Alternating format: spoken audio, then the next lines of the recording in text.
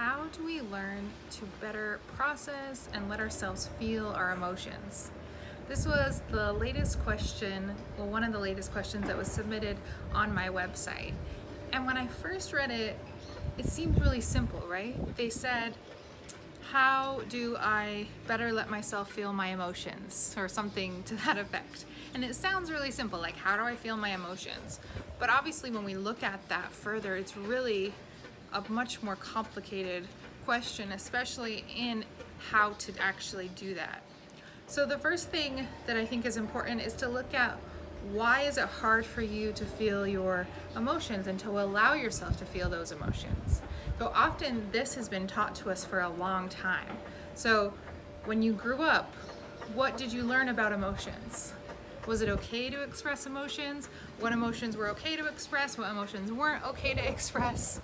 So often families will teach that maybe anger is okay, but no other emotions are okay. Like you can be mad, but you can't be sad, you can't be scared. Those things are weak, right? Those things are weakness. But you can be angry all you want. That's okay. And that's often taught to us, especially later, a little bit older generations, that was taught a lot, right? That crying was a sign of weakness. Those other emotions that are actually really natural and normal, those were signs of weakness. And so people would ball that up into anger and rage. But when they're expressing that anger, there's actually a lot underneath there. It's a lot more complicated than just what it seems on the surface. So I would ask you to look at how did you learn about emotions and expressing emotions? What did that look like? What did that look like when you were little, and how did that change as you were growing up? So examine that to understand the messages that led you to where you are today.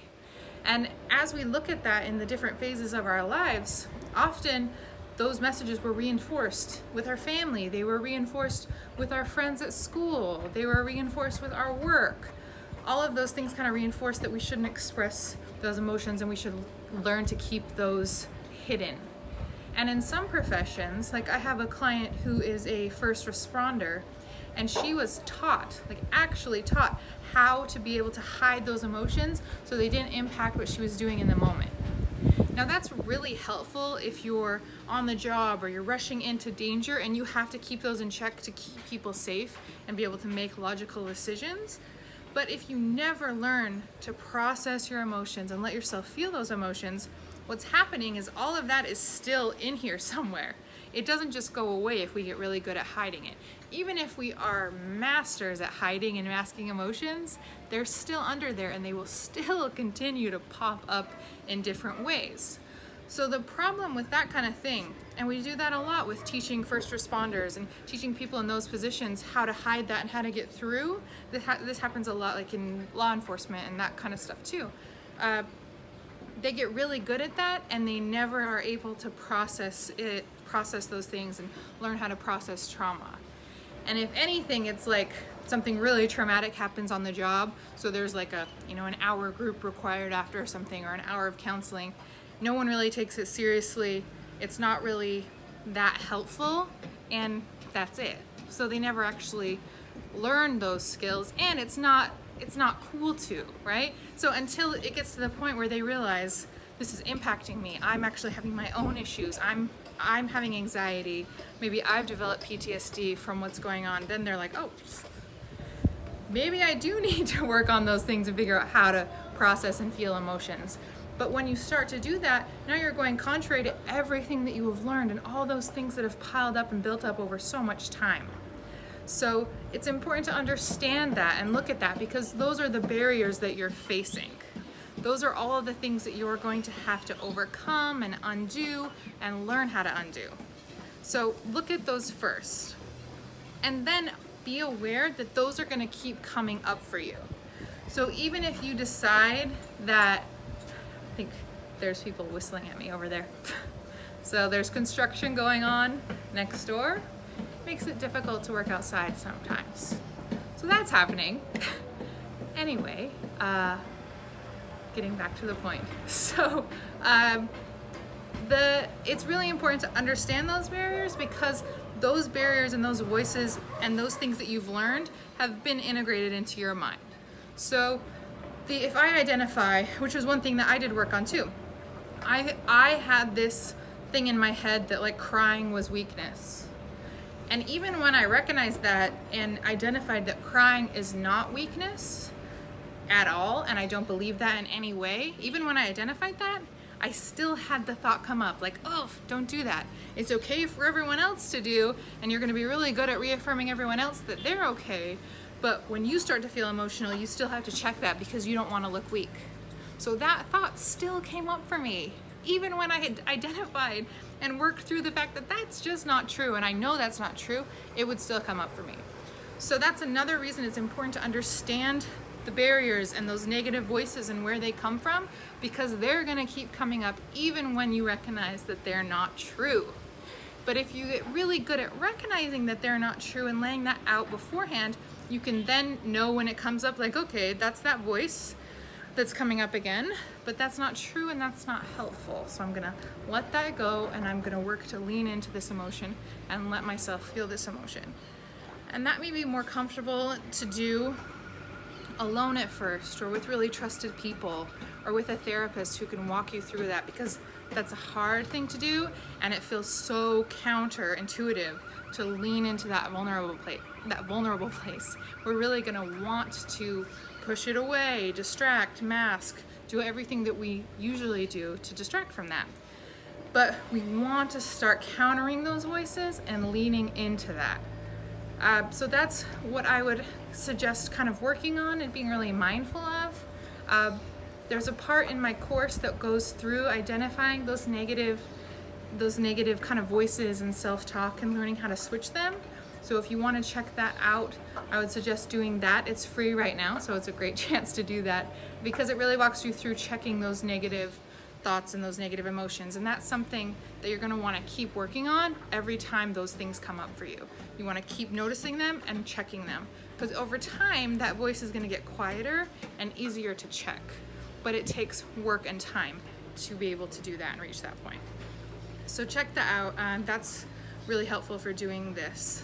The other piece that I wanted to make sure and mention was that you have to also allow yourself space and permission to do this. And often people say, like, I know I need to feel my emotions, I know I need to work on this, I know this is an area that like I need to work on, but they still have so much of that negativity, and they're not actually allowing themselves and giving themselves permission to do that and to feel that and to be that. So we want to really give ourselves permission to do that. And one thing that I love about some of Brene Brown's stuff is that she will write herself permission slips. Like, you have permission to be goofy today, to be yourself, to be fun. So in this sense, I would say, write yourself a permission slip. You have permission to feel all of your emotions. Sadness, frustration, jealousy, pain, everything, all those emotions. You have permission to feel those in whatever way it comes up for you. And just like when we were kids and we had, here's a permission slip to go on this field trip, you have permission to feel your emotions. And that sounds silly to do, but it really is powerful, because that is you affirming to yourself and giving yourself permission to do those things and to feel those things. And you have to have that permission to be able to actually do this, okay? So try that out. This is incredibly frustrating, the whistling next door. I should do a video on this kind of stuff and dealing with the world as a woman, because it's so frustrating. And we're experiencing it right here. Anyway, back to my point. You have permission to feel your emotions. Give yourself permission.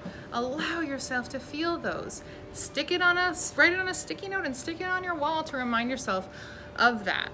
As like silly and dumb as it sounds, try it out and see how that feels, to give yourself permission to do that.